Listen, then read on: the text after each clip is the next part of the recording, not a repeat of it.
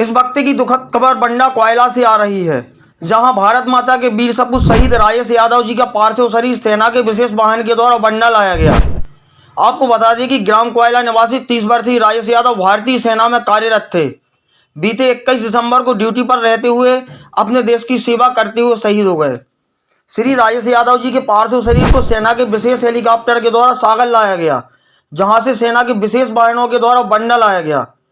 शहीद राजेश यादव जी की अंतिम यात्रा के लिए, उनके दर्शन के लिए क्षेत्र के लोगों की भीड़ उमड़ पड़ी। सभी लोग अपनी भारत माता के वीर सपूत राजेश यादव को नम आंखों से विदाई देने के लिए एकत्रित हो रहे हैं। कुछ टाइम बाद पूरे राजकीय सम्मान के साथ वीर शहीद का अंतिम संस्कार किया जाएगा। तो देखिए हमारी पूरी रिपोर्ट। अंश यादव, स्कूल जाते हैं आप? आपकी दीदी आपसे बड़ी है छोटी?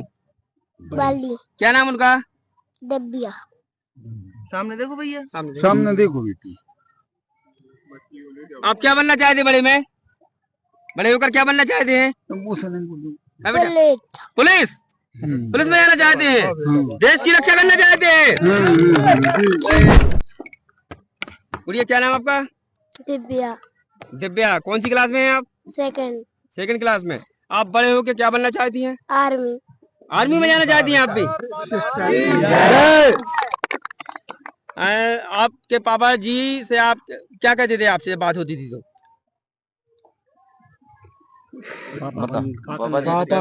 आर्मी की प्रेरणा आपको पापा जी से मिली? आर्मी में जाने का कौन बोलता है आपसे? पापा बोलते थे। की देश की शान के लिए, सुरक्षा के लिए शहादत हुई है, उस पर आप क्या संदेश देना चाहते हैं?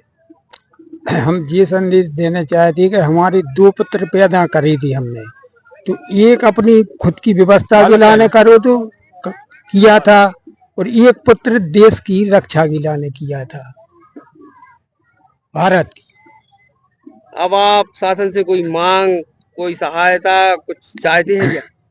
हम अब वो तो को बच्चा है, तो अब वो तो बाद में बताएंगे कि अब डिसीजन करके। जो बच्चा है, एक बच्ची भी है, तो अभी तो अब शासन नहीं जा जानता है कि बच्चा है, बच्ची है, सब कुछ है, बहू है। बच्चा बड़ा है, बच्ची बड़ी है?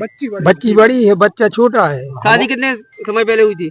शादी अब बच्चा की राजेश मतलब एक ही भाई है, 25 साल। माने ध्यान नहीं है हमको। 10 साल हाँ हाँ, अब 12 नहीं मैं 10 शादी उनकी 17 साल है भाई, वो 8 उनकी 17 सायगढ़ में कहाँ थी? कहाँ? गोमतपुर में थी। कोई शासन से आप अपनी मांग रखना चाहते हो मीडिया के माध्यम से, तो आप बताइए। तो बच्ची या बच्चा है तो उनको तो मदद देना ही पड़ेगी। हमको है और हमको है, हमारा तो पालनहार वही था। जब देश को हमने भेजा था, देश ही के लाने पैदा किया था, तो फिर हमको ही तो है और सभी का छू तो है। हम तो तो फिर मान के चलो कि अभी ज्यादा से ज्यादा तो मतलब 30 साल से उसकी उम्र ज्यादा नहीं थी, तो अब मतलब कहने का हमारा ये कि हम तो बिना पढ़े लिखी ही समझना। तो जैसे बहू है तो वो बच्चा है, बच्ची है, तो एक तो थोड़ी बहुत नौकरी उस बहू के लाने लगो चाहिए, थोड़ी बहुत कहीं पे भी। दूसरी बात तो एक माता पिता भी हैं, तो उनके लाने भी मतलब ऐसी क्या पंचायतें हैं कि जो मतलब कछु भी मतलब तो ये सो नहीं कि वो तो शासन व्यवस्था देगी। जब हमने अपना बच्चा निछार कर दिया है शासन पे, तो शासन नहीं हमको कुछ करेगी उसके बच्चों के ऊपर। ये आपके बड़े बेटे थे कि छोटे? बड़ा बेटा था। आपका क्या करता है? छोटा कुछ नहीं करता। अभी वो साथ में दिल्ली है। दामाद थे, आप क्या करना चाहते हैं? हम अपनी बच्ची हो मास्टर की नौकरी चाहते हैं। मास्टर की नौकरी चाहते हैं। और उनकी शहादत पे क्या बोलना चाहते हैं? और बाल बच्चों की शादी के सदा पालन पोषण के लाने चाहत खर्चा कौन को पालन पोषण कर रहा। आपको कब मालूम चला कि ऐसा हो गया है? हमें तो आज तो भी नहीं चलो पता। आज मालूम चला? हाँ, जो तो पता है तो 5-6 दिन से कहीं सर्दी हुई भर्ती है मनोहर अस्पताल में। पूरे देश को गर्व है आपके दामाद की शहादत पर, इस पर आप कुछ कहना चाहते हैं क्या? उस पर हम बाल बच्चों के लाए सहायता चाहते हैं। देश की। ठीक है।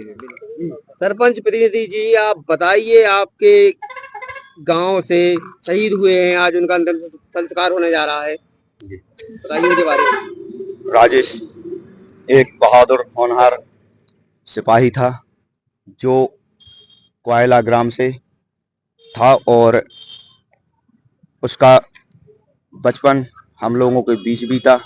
हम लोगों के लिए उसकी शहादत का बहुत दुख है।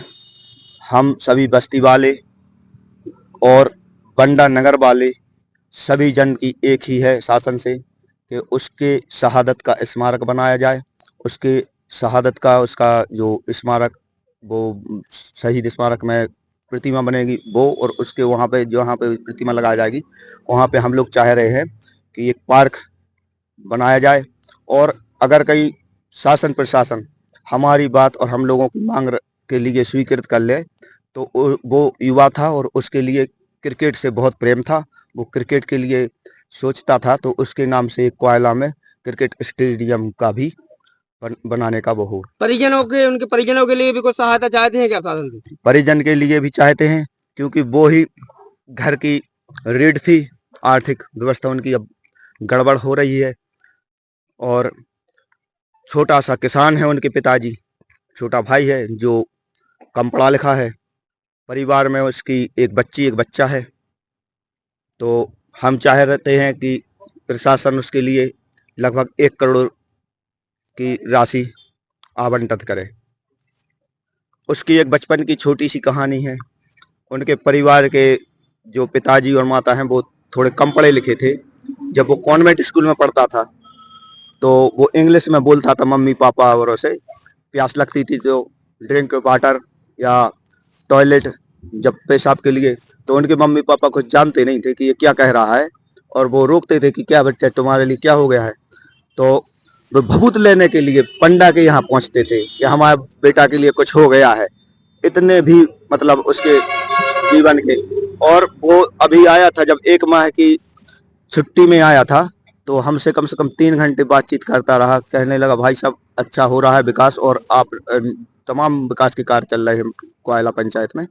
तो उसने ये बोला था कि हम लोगों के लिए ऐसा करो कुछ खेल व्यवस्था के लिए। और